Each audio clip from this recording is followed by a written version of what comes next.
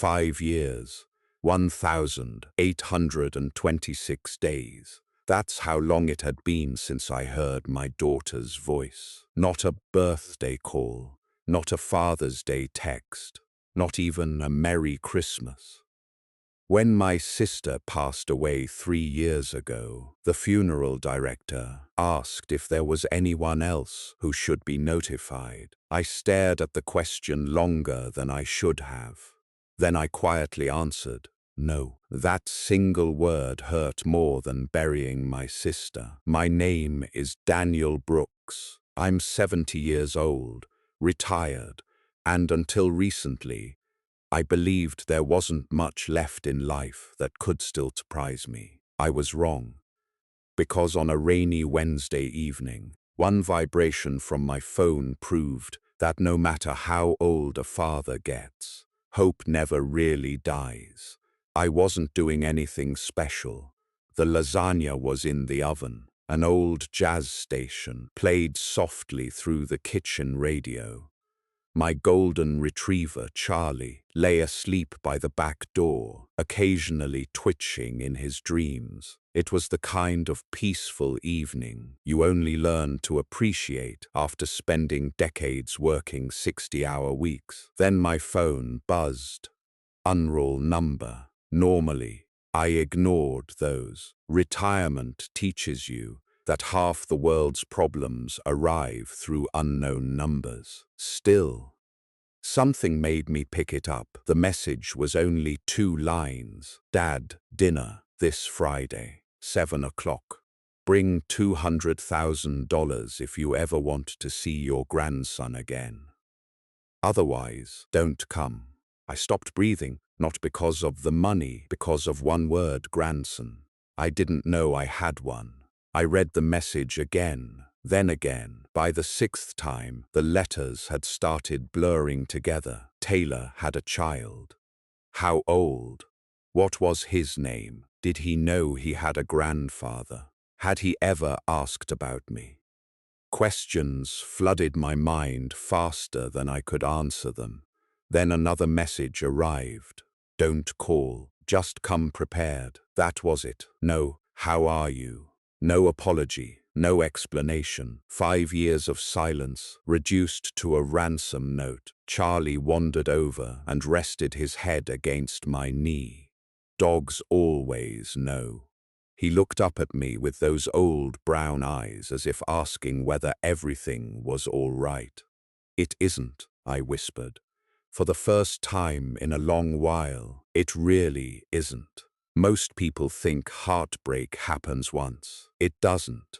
It renews itself. Every memory becomes sharp again. Every unanswered question returns. Every mistake asks to be relived. I walked into my study. Against one wall stood 6 photo albums. I hadn't opened them in years, not because I stopped loving my daughter, because loving someone who no longer wants you can become exhausting still. That night, I opened the first album, Taylor at age 4, covered in chocolate cake after insisting she could frost her own birthday cake. Taylor at 7, missing her front tooth, holding the biggest blue ribbon at the county science fair. Because we'd spent 3 weekends building a volcano from papier-mâché. Taylor at 11, standing beside me at a little league field. She hated baseball, came anyway because she knew I loved coaching. You're embarrassing me, Dad, she'd whispered whenever I cheered too loudly, but every game. She still sat in the front row. People always ask when families fall apart, as if there's one day, one argument, one terrible decision. Truth is, families usually crumble one tiny disappointment at a time, like paint peeling off an old porch. You barely notice it happening, until one morning, half the wood is exposed. Our breaking point arrived 6 years earlier. Taylor was 29, recently engaged. Her fiancé had convinced her they should buy a luxury condominium downtown. The bank refused their loan. They needed another $200,000. She asked me to mortgage my paid-off home. I said no, not because I didn't love her, because I knew exactly what risking everything at my age meant. She heard something different. You care more about your house than your daughter. No, I'd answered quietly. I care about making sure neither of us ends up losing everything. She stood, grabbed her purse, pointed toward the front door. I hope that house keeps you warm when you die alone. Those were the last words she ever spoke to me. Until tonight, the oven timer beeped. I hadn't moved in almost 40 minutes. The lasagna had burned black. Charlie barked once. The smoke detector started screaming. Overhead, I laughed, not because anything was funny, because sometimes your body doesn't know whether to laugh or cry. At midnight, I still couldn't sleep. Instead, I searched Facebook. Taylor's profile remained private, but mutual friends often reveal what people hide. One tagged photo caught my attention. A little boy, maybe 4 years old, brown curls, gap-toothed smile, holding a toy fire truck. The caption simply read, "Ethan's first day of preschool." Ethan. My grandson had a name. I stared at that picture so long my laptop screen dimmed. He looked so much like Taylor Christmas. At that age that it physically hurt. I wondered whether he liked pancakes, whether someone had taught him to ride a bicycle, whether he'd ever ask, "Mum, where's Grandpa?" At 1:30 in the morning, I finally replied. Only 4 words. "I'll be there, sweetheart." The typing bubble appeared instantly, disappeared, appeared again, then vanished completely. No reply ever came. I set the phone down. Something didn't feel right. It wasn't just the money. It wasn't even the threat. It was the timing. 5 years of absolute silence. And suddenly, exactly $200,000. People rarely return after 5 years because they miss you. They return because something else disappeared first. I just didn't know what. Not yet. The next morning, while pouring coffee, my oldest friend, Frank, called. "Danny," he said, "you sound awful. I got a message from Taylor." Silence. Long silence, then he quietly asked, "What does she want?" Funny, isn't it? Not "how is she?" Not "what did she say?" Just, "what does she want?" Because the people who truly know your story already know the ending you're afraid to admit. I looked out the kitchen window. Rain tapped gently against the maple tree I'd planted the week Taylor was born. It had grown tall, strong-sty, exactly what I'd hoped my family would become. Instead, only the tree had kept growing. I took another sip of coffee, cold already, then I said something that surprised even me. "I'm going to that dinner." Frank sighed. "I figured you would. Wouldn't you?" He didn't answer immediately. Finally, he said, "No, but you're a better father than I am." I hung up without knowing whether that was a compliment or a warning. Thursday morning arrived with the kind of grey sky that made the whole neighborhood feel half asleep. I stood on my porch with a cup of black coffee and watched school buses roll past for the first time in years. I found myself wondering what time my grandson caught his bus. Did someone pack his lunch? Did anyone remind him to zip up his jacket? Or had life already taught him to do those things alone? Funny how becoming a grandfather can happen without your permission. One text message, and suddenly your heart starts making room for someone you've never met. I tried keeping myself busy. Retirement leaves you with two choices. Either you find work, or your memories find you. So I drove to Brooks Hardware, the same little family-owned store where I'd bought nails, paint, garden tools, and Christmas lights for almost 30 years. Halfway through the plumbing aisle, someone called my name, Daniel Bull. I turned. It was Nancy Wilson, Taylor's fifth-grade teacher. She looked older now, so did I. I heard you retired. I finally surrendered. She laughed. You still have that daughter of yours. The question landed harder than she realized. I do. We don't talk much. Nancy nodded slowly. I always wondered what happened. Then she smiled. You know, she used to write essays about you. I blinked. What? Oh yes. Nancy laughed softly. Every assignment somehow became a story about her dad. I hadn't heard that in years.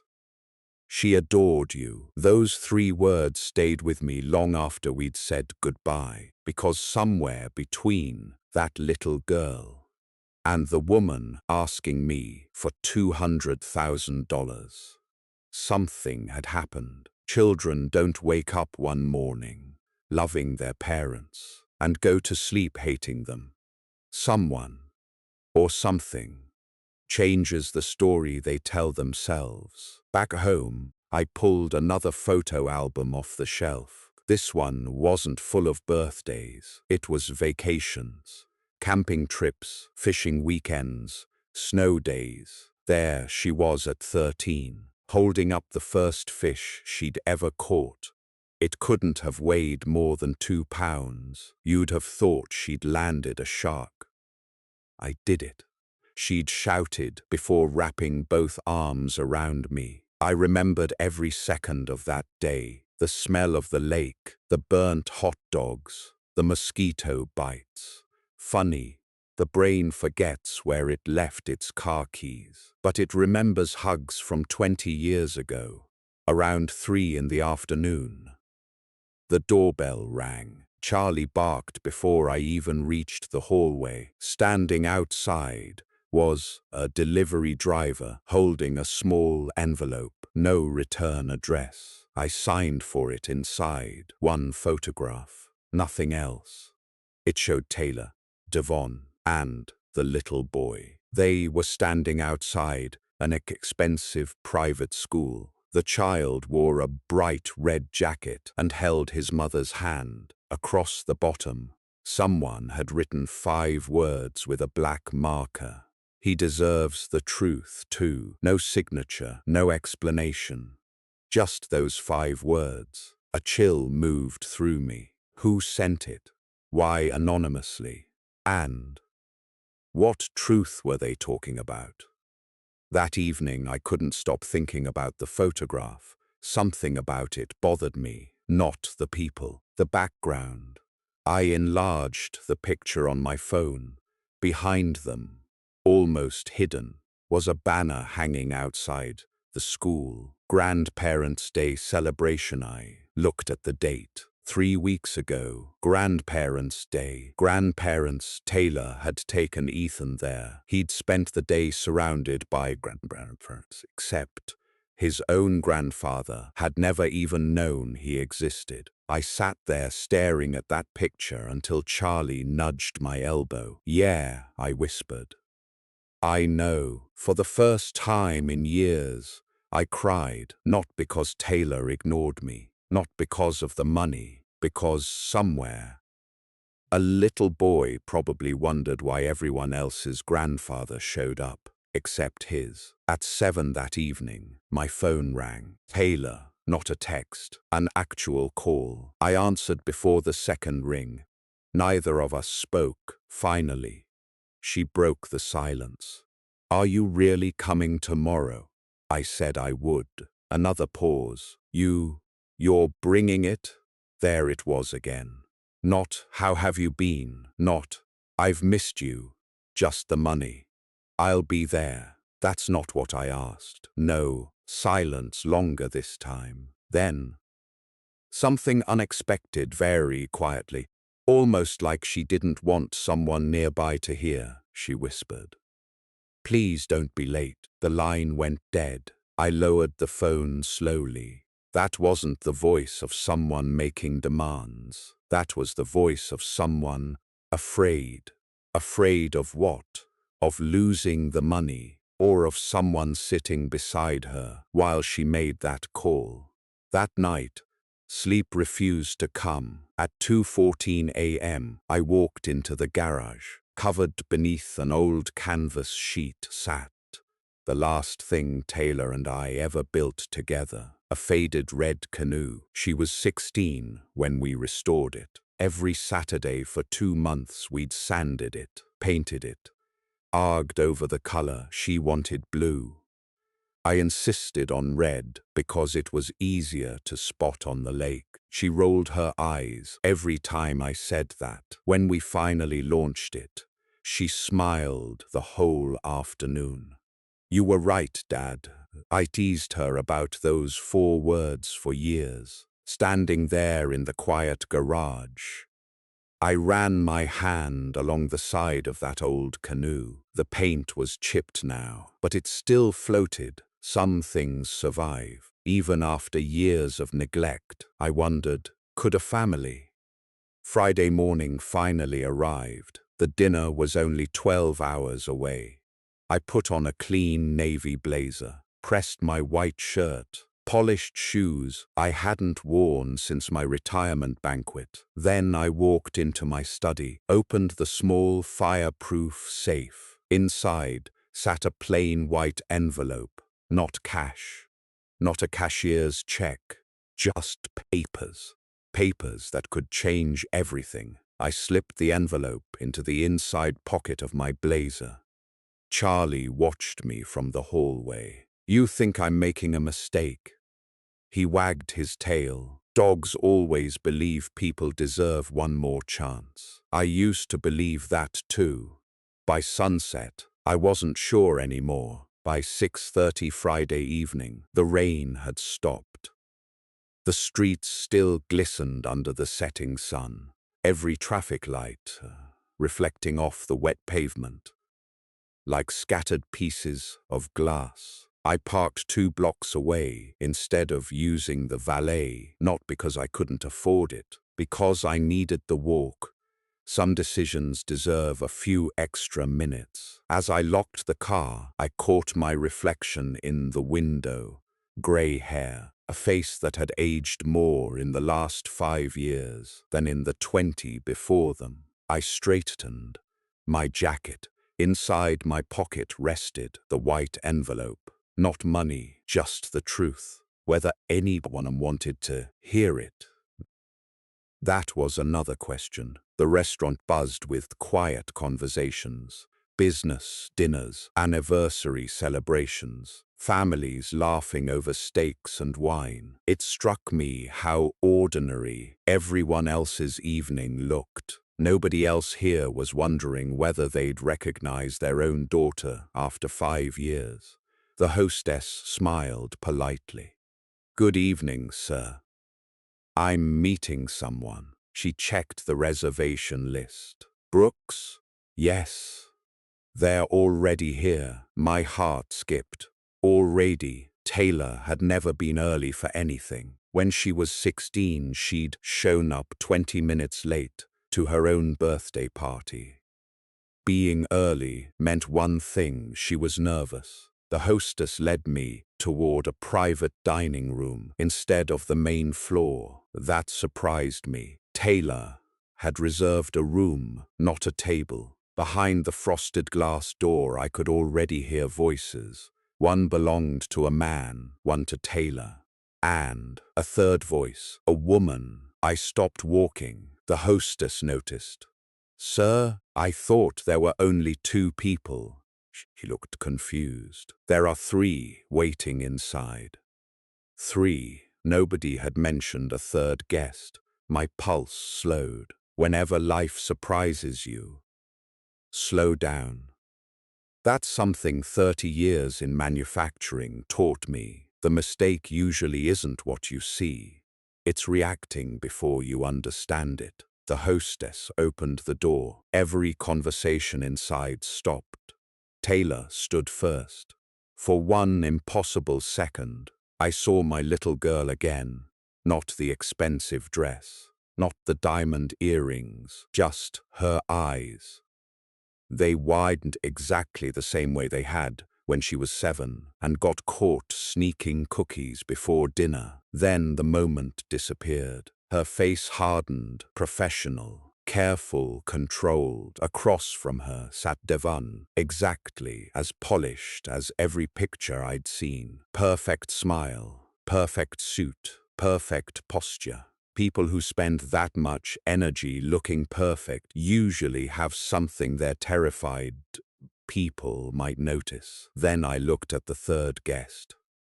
A woman in her late 50s, elegant silver necklace, sharp eyes. She stood and extended her hand.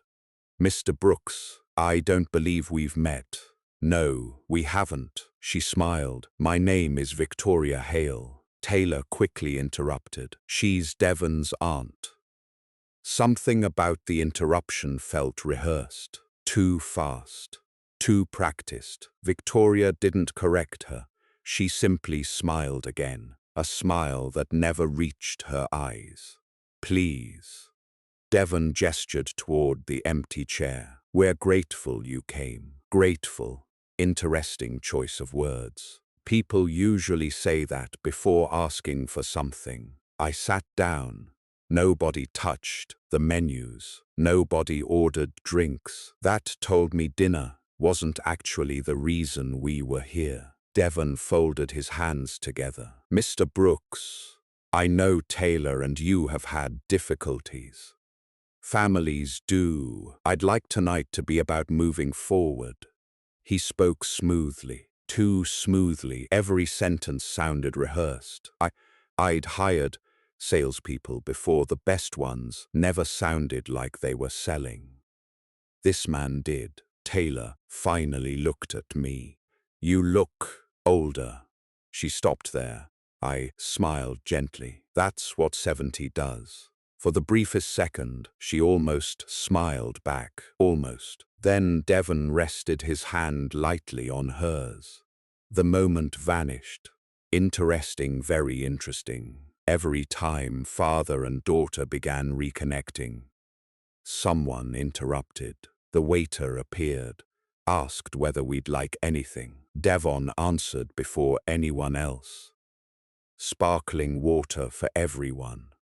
Taylor didn't even glance at the menu, neither did I. The waiter left. Silence settled over the room. Then Devon leaned forward. So, did you bring it? There, it was, straight to business.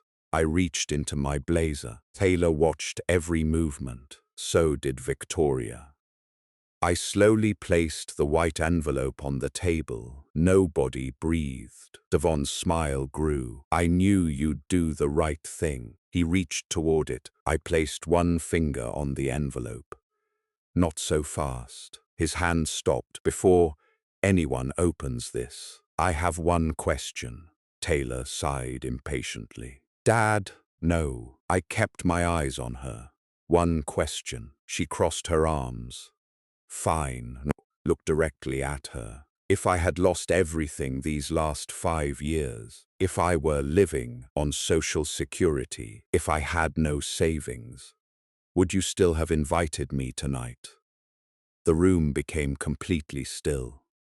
Taylor opened her mouth. Nothing came out. She looked toward Devon, then toward Victoria, then back at me. It took 6 full seconds before she answered. I don't know. Not yes, not no. Just, I don't know. Some truths reveal themselves without anyone raising their voice. I nodded slowly. Thank you. Devon laughed awkwardly. Let's not get emotional. This is simply a financial arrangement between family. Family interesting. 5 years without a phone call, and now we were family again. Convenient. I slid the envelope back toward myself. This isn't money. The smile disappeared from Devon's face. What? It isn't cash. It isn't a check. It isn't a wire confirmation. Taylor frowned. What are you talking about? I asked you to bring the money. I know. I brought something more valuable.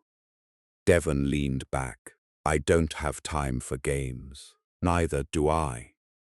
I turned the envelope over. Across the front, written in my own handwriting, were 6 words. Before you ask for money, answer this. Tyler stared at it, confused, nervous. For the first time that evening, she wasn't looking at the envelope. She was looking at me, trying to figure out what had changed. Because something had. The father who once begged to stay in her life hadn't come begging tonight. He'd come with peace. And people who expect to control you never know what to do with peace. Just then, someone knocked on the private dining room door. Not the waiter, not the hostess. 3 calm knocks. Everyone turned. The manager opened the door slightly. Mr. Brooks, there is someone here asking for you. I told them you were in a meeting, but they insisted. I frowned. I wasn't expecting anyone. The manager hesitated. They said, they're here because of Ethan. The room froze. Taylor's face drained of color. Devon's confident smile disappeared completely. Victoria gripped the edge of the table so tightly her knuckles turned white. For the first time all evening, no one looked interested in the money anymore. Only one question remained. Who knew Ethan? And why had they come looking for me? The room went silent, not the ordinary kind of silence. The kind where every person suddenly becomes aware of their own heartbeat. The restaurant manager looked at me uncertainly. She says, it's urgent, Mr. Brooks. I glanced at Taylor. Her fingers tightened around the stem of her water glass. Devon spoke before anyone else. We're in the middle of a private family discussion. The manager nodded politely. I explained that, but she said. He hesitated. Mr. Brooks deserves to hear the truth before anyone asks him for money. No one moved. Even Devon stopped smiling. I stood. Show her in. A few seconds later, the door opened. The woman who stepped inside looked to be in her early 40s. Sable, navy cardigan, no expensive jewelry, hair pulled back into a loose ponytail. She looked tired, not physically, emotionally, like someone who had spent years carrying problems that weren't hers. She looked straight at me. Mr. Brooks? Yes. I'm sorry to interrupt. My name is Sarah Mitchell. She reached into her purse and handed me a business card. Licensed child and family counselor. I frowned. I don't understand. You will. Taylor shot to her feet. What are you doing here? There was panic in her voice. Real panic. Sarah looked at her gently. I asked you 3 times to tell your father the truth. You refused. So I came myself. Devon slammed his palms softly against the table. This is completely inappropriate. Sarah ignored him. Instead, she looked at me. When was the last time you saw your grandson? I smiled sadly. I never have. She closed her eyes for a brief moment. I was afraid you'd say that. Nobody spoke. The waiter walked past the room, glanced inside, sensed something was wrong, and quietly kept walking. Sarah took a slow breath. Taylor's face turned pale. Stop! Sarah continued anyway. He talks about the grandfather he's never met. My chest tightened. How? Sarah reached into another folder. She carefully placed a folded drawing on the table. I shouldn't normally share this. but Ethan asked me to. My hands trembled as I unfolded the paper. It was obviously a child's drawing. Crayons, stick figures, a little boy, a woman, a man, and another older man standing far away beside a tree. Above the older man, a child had written in crooked letters, "Grandpa." I couldn't breathe. "He doesn't know your name," Sarah said quietly. "He only knows that his mom stopped talking to her dad. He asked me if grandpas can forget grandchildren." The room blurred. For 70 years I'd believed I knew what heartbreak felt like. I didn't, not until I held that drawing. Taylor covered her face. "Please, not here." Sarah's voice stayed calm. "I begged you to tell him. I begged you to stop making Ethan carry questions he couldn't answer." Devon finally stood. "This conversation is over." He reached toward the drawing. Before he touched it, I calmly placed my hand over the paper. "No," he looked at me. "This belongs to my grandson." For the first time all evening, I noticed something. Every time Ethan came up, Devon became uncomfortable. Not angry, uncomfortable, almost excluded. "Interesting, very interesting." Sarah looked toward Taylor. "I told you this would happen eventually." Ali, a child cannot build healthy relationships while being taught that love is conditional. Taylor stared at the table. Tears slowly filled her eyes. "They're not going to understand," Sarah answered softly. "Then help them." I finally spoke. "What exactly is Ethan's connection to all this?" Sarah looked at me. "It's not the money." "I know. It's never been the money." She nodded. "No, it's fear." She turned toward Taylor. "You tell him." Taylor didn't move, didn't blink, didn't even lift her head. "I can't." Sarah's expression softened. "Then I will." She looked back at me. "For the last 2 years, Ethan has been in counseling." I felt the room spin slightly. Why? Because every time Father's Day came around, he believed he had done something wrong. I swallowed hard. "What do you mean?" Sarah opened another folder. There was a school assignment. She slid a photocopy toward me. Across the top it read, "The hero in my family." Most children had written about fathers, some about mothers, one about a firefighter. Ethan's paper was different. It contained only one sentence. "I think my grandpa would love me if he knew I was alive." My vision blurred completely. I looked at Taylor. "Did you know?" She nodded once, barely. "I read it, and I couldn't bring myself to answer his questions." "Why?" She finally looked at me. "Because every answer made me look like the villain." No one said anything for nearly a full minute, not even Devon. Then, something happened that completely changed the direction of the evening. A small voice echoed from the hallway outside the private room. "Mum."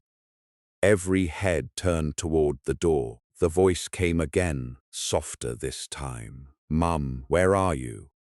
Taylor's eyes went wide. She stood so quickly her chair nearly fell backward.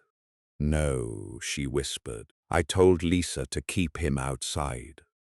The doors slowly opened, and a little boy, wearing a bright red jacket, stepped into the room. He looked around nervously. Then, his eyes landed on me. We stared at each other. Neither of us spoke. He tilted his head with innocent curiosity and asked the question I'd waited 5 years to hear. "Are you my grandpa?"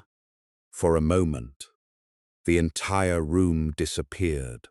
The expensive chandeliers, the polished wooden walls, the quiet music drifting in from the dining room. None of it existed anymore. There was only one little boy standing in the doorway, looking at me with eyes that looked painfully familiar. He had Taylor's curls, but those blue eyes, those were mine. He clutched a small stuffed dinosaur under one arm as if he'd brought it for courage. He couldn't have been older than 5. Maybe 6. His little shoes squeaked against the hardwood floor as he took one cautious step forward. "Are you my grandpa?" My mouth opened. Nothing came out. I had imagined meeting my first grandchild 100 different ways. A birthday party, a baseball game, maybe Christmas morning. Never like this. Never in the middle of a room full of broken people. Before I could answer, Devon stood, his chair scraped sharply across the floor. "Ethan." His voice was calm, too calm. "You shouldn't be in here." The little boy looked at him. "I was looking for Mommy." "I know, but grown-ups are talking." He held out his hand. "Come with me." Ethan didn't move. Children notice things adults ignore. He looked back at me, then at Taylor, then back at me again, almost as if he were trying to solve a puzzle no one had explained. Taylor quickly wiped away her tears. "Honey." She forced a smile. "This isn't the right time." "When is the right time?" The question came so innocently that every adult in the room felt ashamed. "When do I get to meet Grandpa?" Nobody answered. Sarah quietly knelt beside Ethan. "You remember what we talked about?" He nodded. "Using brave words?" Another nod. He looked at me again. "My teacher said families are supposed to know each other. I don't know mine." The sentence hit harder than any accusation ever could. I slowly stood. Every instinct told me to cross the room, to kneel, to hug him. But children deserve safety before affection, especially children who have spent years being confused. So I stayed where I was, smiled gently. "Hi, Ethan. My name is Daniel." He frowned. "I know. Mom said your name is Daniel. I wanted to know if," he hesitated, "if I could call you Grandpa." The room fell silent again. I looked towards Taylor, not for permission, for understanding. She couldn't even meet my eyes. "You can," I said softly, "if that's what you want." His entire face lit up, not a polite smile. The kind of smile only children know how to make. Pure climate, unfiltered joy. "Really?" I nodded. "Really?" Without thinking, he ran toward me, tiny sneakers thumping against the wooden floor. Then he wrapped both little arms around my waist. It lasted maybe 3 seconds, but those 3 seconds healed something 5 years of silence never could. I closed my eyes, carefully rested one hand on his back. He smelled like crayons, laundry soap, and childhood. I'd forgotten what that smelled like. Behind us, someone quietly began crying. Taylor, not dramatic sobs, just silent tears she could no longer hide. Then Ethan looked up at me. "Mum said you were busy. Were you busy?"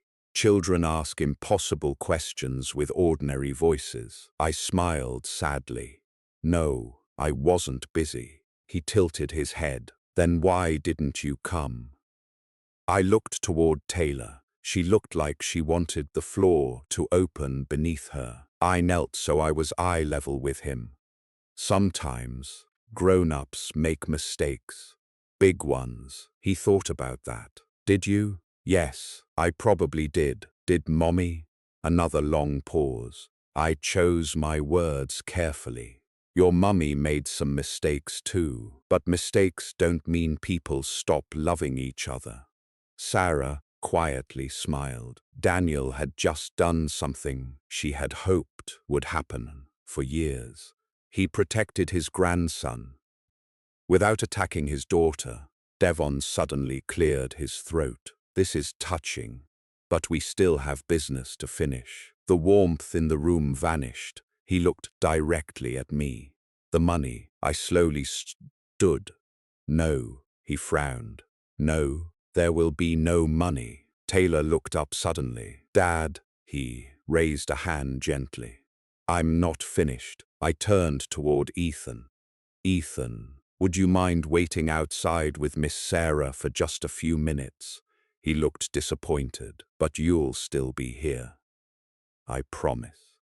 He held out his tiny pinky finger. My friends do pinky promises. I smiled. At 70 years old, I found myself wrapping my pinky around the finger of a 6-year-old boy. I promise. Satisfied. He walked out with Sarah before leaving. He turned around one last time. Bye, Grandpa.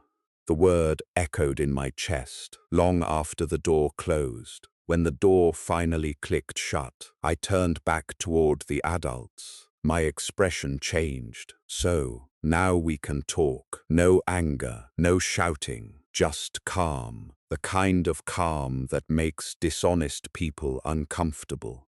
I looked first at Taylor, then at Devon. I've spent 5 years wondering what I did wrong as a father. I've blamed myself more nights than either of you could imagine. I thought maybe I had failed. My voice remained steady. But tonight, I looked toward the hallway where Ethan had disappeared.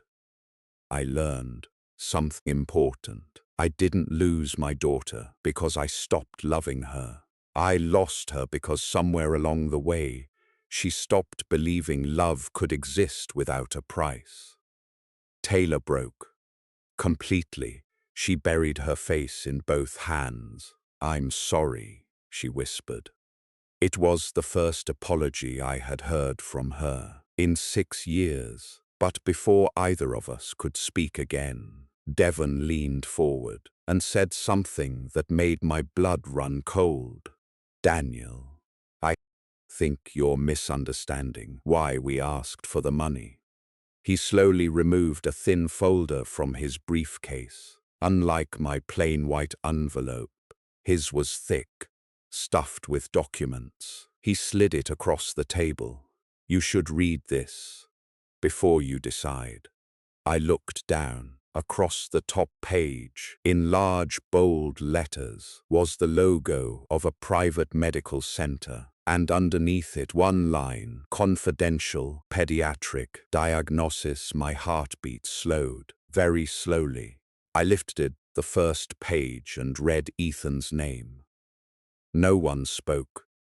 The private dining room suddenly felt too small.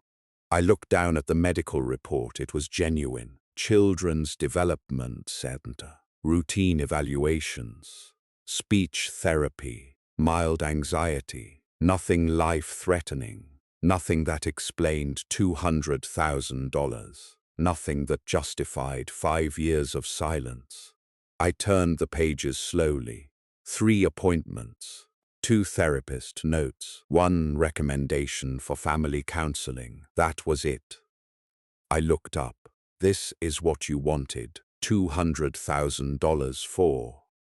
Devon smiled, not confidently, this time methodly, like a man waiting for someone else to finish thinking. You didn't read the last page. I flipped to the back. There wasn't another diagnosis. There wasn't another bill. There was only one sentence highlighted in yellow. Stable family relationships significantly improve long-term emotional outcomes. I looked back at him. What exactly are you trying to prove? He folded his hands. Ethan needs stability. I agree. He needs resources. I agree. He deserves opportunities. I agree. He leaned closer. So help provide them. There it was again, always circling back to the money, never to the child. I closed the folder. No. Taylor looked up sharply. Dad, I said no. The word wasn't loud. It didn't need to be. I'll pay for every hour of counseling Ethan ever needs. I'll help with his education, Ian. I'll show up to every school play if he'll have me. I'll be his grandfather. but I will never hand $200,000 to someone who can't explain where it's actually going. For the first time all evening, Devon's smile disappeared completely. He reached into his jacket, pulled out his phone, unlocked it, then placed it in front of me. Maybe this will change your mind. It was a screenshot, the text message I'd received. Bring $200,000 if you ever want to see your grandson again. I frowned. I know what it says. No, he replied quietly. Look closer. I adjusted my glasses. Something immediately felt wrong. The message on my phone had arrived Wednesday night. This screenshot showed Thursday morning. Different timestamp, different punctuation, different wording. My pulse slowed very slowly. I pulled my own phone from my pocket, opened the conversation, compared them side by side. Then I saw it. My message ended with, "Otherwise, don't come." His screenshot ended with, "Please." I don't know what else to do. I stared at both phones. One conversation. Two different messages. That wasn't possible. Unless I looked at Taylor. Did you send this? She looked confused. She picked up Devon's phone. Her face lost every bit of color. No, she whispered. I never wrote that. The room froze. I unlocked my own phone again, scrolled upward. There were only 3 messages. Nothing before Wednesday, nothing after. Then I noticed something I'd completely missed. The sender wasn't saved in my contacts. It couldn't have been. Taylor had changed her number years ago. I had assumed this new number belonged to her.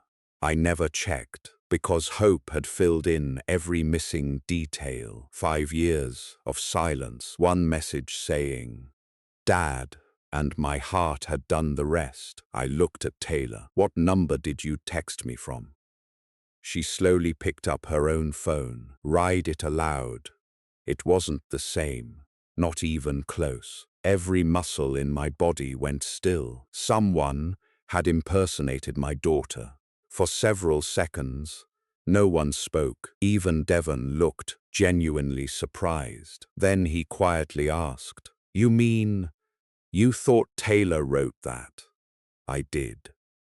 Taylor stared at me. "Dad, my first message to you." She opened her phone. "I asked if you'd have dinner with me. I never mentioned money." She handed me the screen. There it was, Wednesday, 7:42 p.m. "Dad, I know this is awkward. Ethan keeps asking about you. Could we please have dinner Friday?" Below it, another message. "There's something important I need to tell you, but I don't think I can do it over the phone." Then another. "If you don't want to come, I understand." I never received any of them. Instead, I received the fake messages, the ones demanding money, the ones threatening me, the ones that guaranteed I'd arrive angry. Whoever sent them didn't just want money. They wanted to destroy the possibility of reconciliation. Taylor's voice trembled. "I thought you ignored me." I looked at her. "I thought you wanted to sell me one dinner for $200,000. Neither of us had been telling the truth, because neither of us had ever received it." Sarah slowly sat down. "This explains everything." "What?" "The counseling." She looked at Taylor. "Ethan told me every week, Mom says Grandpa doesn't want us." She turned toward me. "And you believed your daughter only wanted your money." She sighed. "Someone spent years making sure both of you stayed apart." A cold silence settled over the room. This wasn't a misunderstanding. It was manipulation, carefully planned, patiently maintained. Someone had benefited from keeping father and daughter divided. The question was no longer what happened. The question was, Who had been standing between us all along? Just then, a notification appeared on Taylor's phone. She glanced at the screen, then looked up at me, slowly, fearfully. "Dad," she whispered, "I think I know who did it." She turned the phone toward me. The newest message had come from one person, Mom, and beneath it, only 7 words. "Did he bring the money like I said?" No one moved.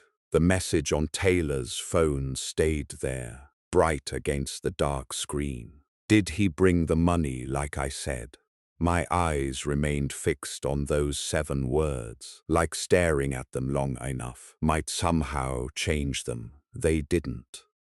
Taylor slowly lowered her phone. "I never asked Mom to send that."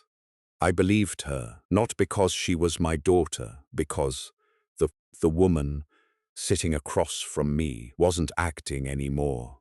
Her breathing had changed. Her hands were shaking, and guilt, real guilt, never looks rehearsed. Devon broke the silence.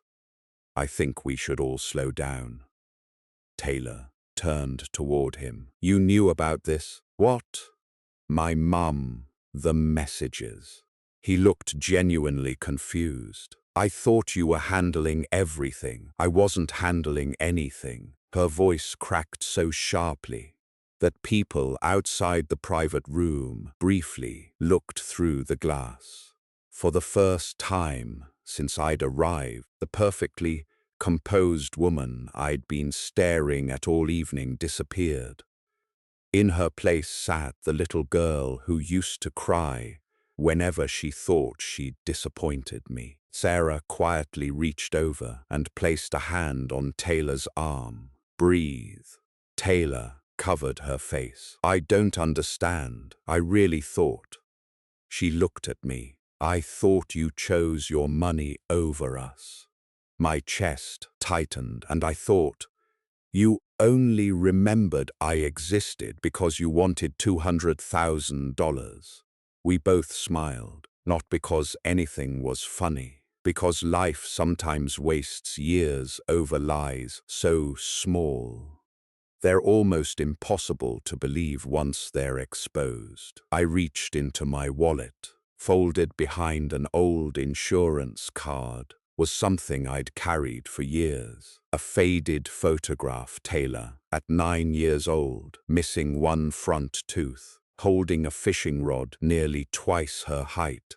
She'd insisted we frame that fish. It had weighed less than a pound. I slid the picture across the table. "I carried this every day for 5 years. She stared at it, then looked at me. "You still had it." "I never stopped being your father."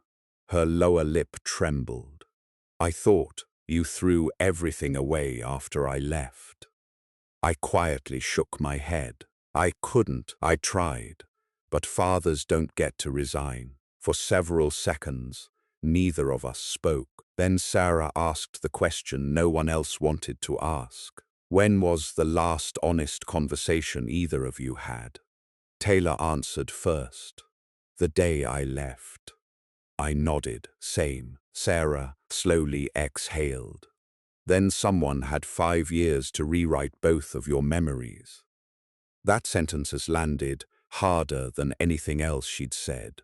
Rewrite both of your memories. She was right. Mirror isn't only about what happened. It's about the story we tell ourselves afterward. Every ignored birthday, every holiday, every unanswered phone call, we had both assumed the other person had chosen silence. Maybe neither of us had. Taylor suddenly grabbed her purse. "I need to call Mom." "No," I answered immediately. She looked surprised. "Why?"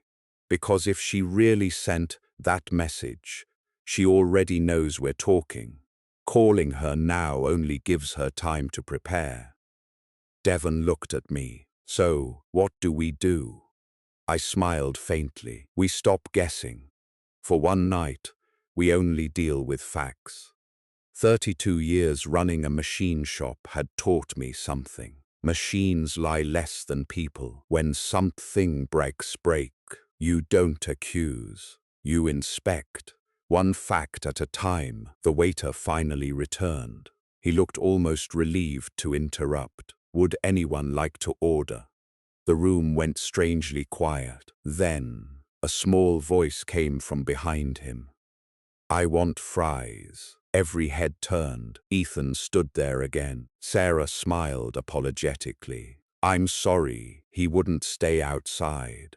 I was hungry, he explained very seriously. The entire room laughed. The tension cracked, just enough. Sometimes healing doesn't begin with forgiveness. Sometimes it begins with a 6-year-old asking for French fries. We ordered dinner. Actual, not negotiations, not contracts. Food, the first real family meal we'd shared in years. Ethan sat beside me. He studied me openly. Children don't pretend, they observe. After about 5 minutes, he asked, Grandpa? Yes. Can I ask something? Anything. Were you really in the army? I blinked. No. He frowned. Mom said you fixed airplanes. Taylor looked embarrassed. I don't know why I told him that. I laughed softly. I made machine parts. Oh, he thought about that. So, you fixed machines instead of people, most days. He nodded wisely. Machines sound easier. I couldn't help smiling. You have no idea. Halfway through dinner, Ethan reached for another fry. Instead, he accidentally knocked over his glass. Water spilled across the table. Oh, no. He looked terrified. His tiny shoulders tensed, almost like he expected someone to yell. Instinct took over. I grabbed a napkin. It's okay. We'll clean it together. He looked at me. You're not mad? It's water. He smiled. My mom says accidents happen. I glanced toward Taylor. She looked away quickly. Maybe she'd learned that lesson after all. As dessert menus arrived, Ethan quietly slipped his small hand into mine beneath the table. He didn't say anything. He just held on. Children don't attach themselves to money or status or pride. They attach themselves to safety. And for reasons I couldn't fully explain. This little boy I'd known for less than an hour already trusted me. That felt less like a gift and more like a responsibility. Then Taylor's phone buzzed again. She looked down. This time, her face didn't turn pale. It turned white. Slowly, she pushed the phone across the table toward me. There was no message, just one voicemail, unknown number. Sent. 4 years ago. Harry. Never listened to. Taylor looked at me with tears in her eyes. I don't remember this. My heart began beating faster. Who leaves a voicemail and lets it sit unheard for 4 years? I pressed play. The room became silent. A familiar female voice filled the speaker. Soft, calm, deliberate. It was Evelyn, but what she said next made every person at the table freeze. Taylor, if you're hearing this, it means I couldn't delete it in time. No one reached for their food. The plates sat untouched. Even Ethan, who had been happily arranging his French fries into the shape of a dinosaur, sensed something had shifted. Something had shifted. Taylor's hum hovered over the screen. I've never heard this before. Her voice barely carried across the table. I don't even remember getting it. I looked at the timestamp. 4 years, 2 months, 17 days ago. How many lives could change because of one message nobody ever heard? I nodded toward the phone. Play it. Taylor swallowed hard, then tapped the screen. A soft crackle filled the room. Then Evelyn's voice, older, tired, not angry, not bitter, just exhausted. Taylor, if you're hearing this, it means I couldn't delete it in time. Everyone froze. I need you to listen to the whole thing before you judge me. Taylor stared at the table. I couldn't read her expression anymore. The recording continued. For years, I convinced myself I was protecting you. I kept telling you your father cared more about money than family. She paused long enough that we could hear her breathing. Then, that wasn't true. Taylor's eyes snapped shut. The truth is, I couldn't forgive him for moving on with his life. After the divorce, I wanted someone to blame. And the easiest person to blame was your father. The room became painfully still. No one moved. No one interrupted. Every birthday card he mailed, I threw away. Taylor gasped. I felt something twist inside my chest. Birthday cards. Every year, I'd mailed one, sometimes with a handwritten letter, sometimes with a gift card, always hoping, always believing maybe this would be the year. The voicemail continued. The Christmas presents. I returned them before you ever saw them. When he called, I told you he never did. Taylor covered her mouth. A tear fell onto the tablecloth. Then another, then another. My mind drifted back. Every birthday, every Christmas, every unanswered package. I had slowly convinced myself my daughter simply didn't care anymore. Meanwhile, she'd been told I'd stopped trying. 5 years of silence, built one lie at a time. Sarah quietly whispered, "This is called parental alienation." No one answered. She wasn't diagnosing. She was naming the wound. The recording wasn't finished. Evelyn took another shaky breath. I thought eventually you'd stop asking about him. Instead, you started becoming angry. I watched you turn into someone who expected rejection before love. I did that. Taylor cried openly now. Not the restrained tears she'd been holding back. Real grief. The kind that comes when someone realizes they've spent years defending a lie. Then came the sentence that changed everything. Last month, Ethan asked why Grandpa never loved him. I couldn't answer, because the truth is he never even knew Ethan existed. I felt every muscle in my body go still. Evelyn's voice cracked. If you're listening to this, please tell your father. He deserves to know. The recording ended. Silence. DOS silence. No music.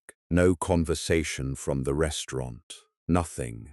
Just 4 adults sitting around a table, trying to understand how 5 years had disappeared. Finally, Taylor whispered. She knew. Sarah nodded. She carried this for years. I think she wanted to tell you. Taylor shook her head.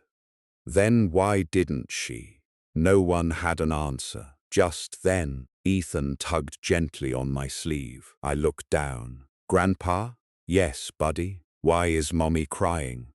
Children deserve truth, but they deserve age-appropriate truth. So I smiled softly, because sometimes grown-ups discover they were wrong. He thought about that. For a test? I chuckled quietly. No, for life. He nodded seriously. My teacher says saying sorry is brave. I looked across the table at Taylor.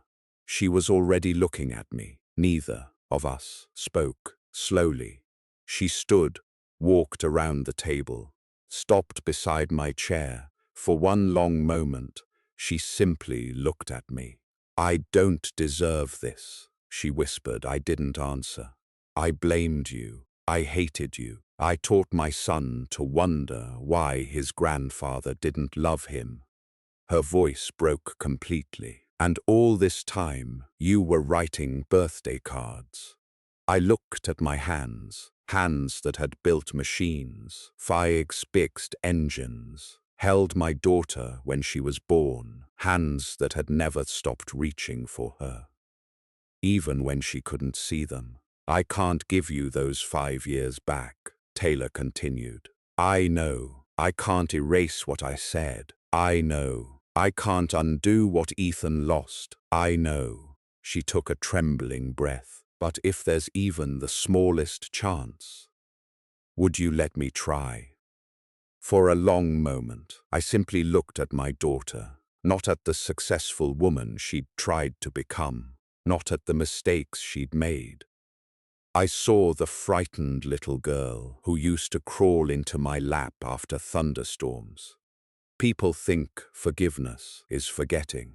It isn't. Forgiveness is deciding the future doesn't have to keep paying for the past. I slowly stood, opened my arms. She broke completely. She stepped forward and hugged me harder than she ever had as a child. I'm sorry, Dad, she sobbed. I'm so sorry. I closed my eyes.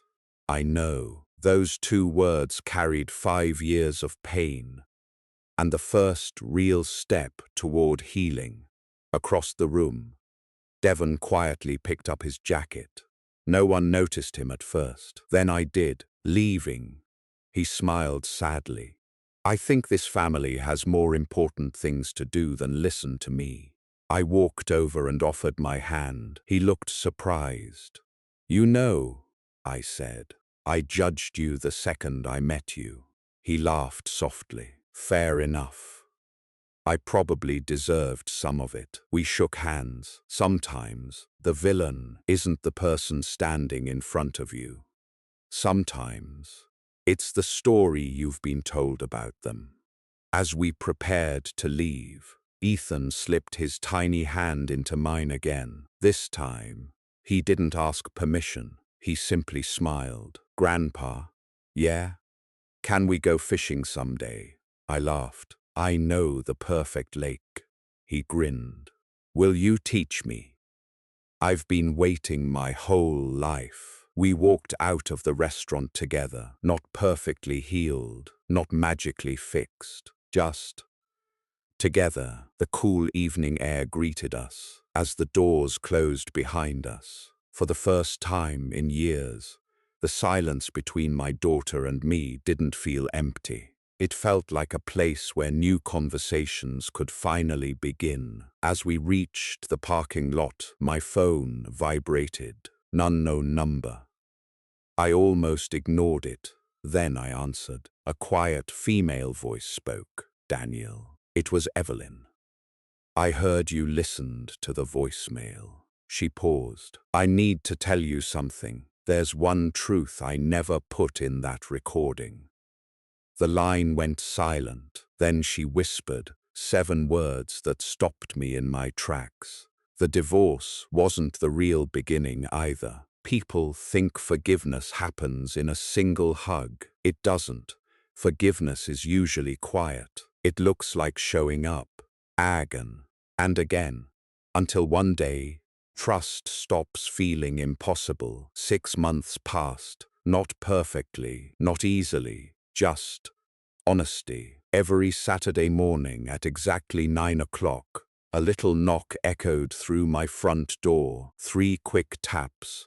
Always the same rhythm. I never had to ask who it was. Charlie already knew. His tail started wagging before the second knock. I opened the door.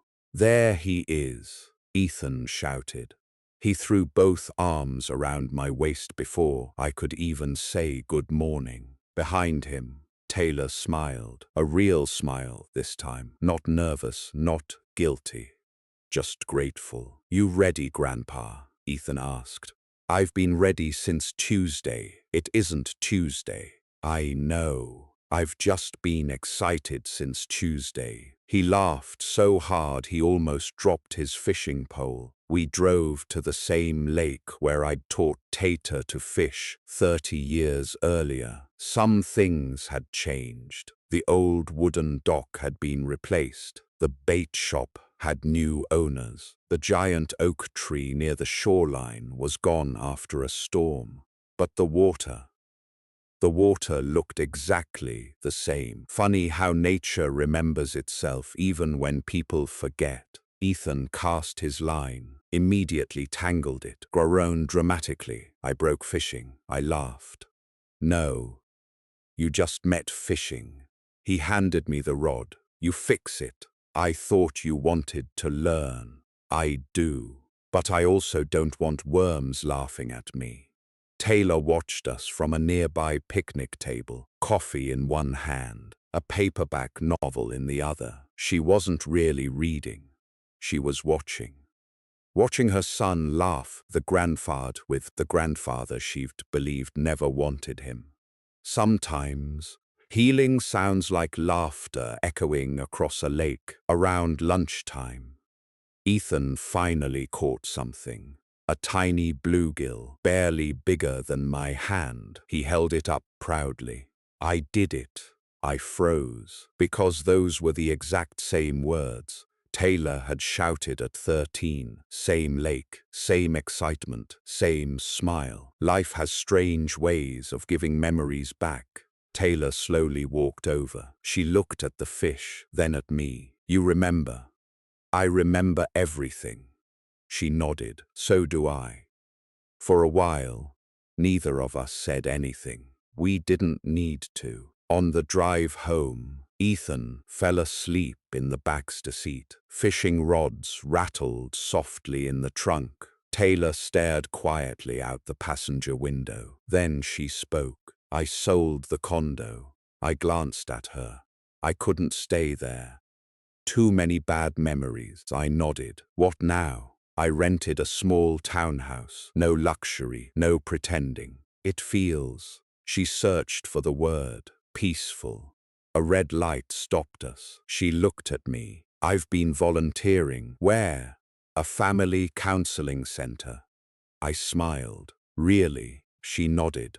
I meet parents who stopped talking to their children, and children who think they're unloved.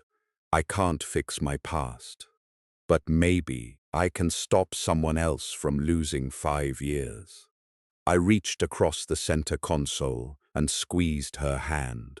You already started. That evening, after Ethan went inside to show Charlie the fish he'd insisted on naming Steve, Taylor lingered on the porch. Dad, yeah? I still think about that text. So do I. If whoever sent it hadn't, I gently shook my head. No, no, don't. She frowned. What, we've spent enough years giving one lie control over our lives? She looked confused. I don't care anymore. Who pressed send? What matters? I answered with love instead of hate. She quietly smiled. I almost didn't invite you. I know. I was scared. So was I. Before leaving, she hugged me. No tears this time. No guilt. Just family. As she walked toward her car, Ethan rolled down the back window. Grandpa. What? You forgot Steve. He held up the tiny plastic bucket with the fish inside. I laughed. I think Steve belongs in the lake. Ethan looked horrified. You mean he has a family too? I think he does. We drove back to the dock together, released the fish, watched it disappear beneath the water. Ethan waved. Bye, Steve. Standing there beside my grandson, I realized revenge had never been the ending I wanted. People, online love stories where someone loses everything. Real life isn't like that. The best revenge is refusing to let bitterness become your legacy.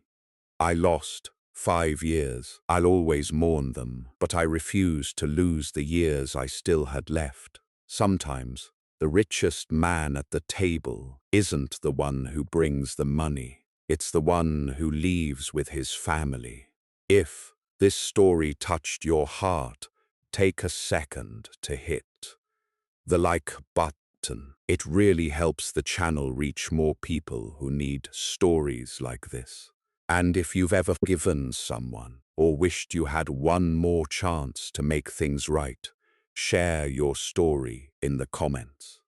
I read as many as I can because this community is built on real experiences, not just stories. Don't forget to subscribe and turn on notifications so you never miss our next journey. Until next time, take care of the people you love before silence steals the years you can never get back.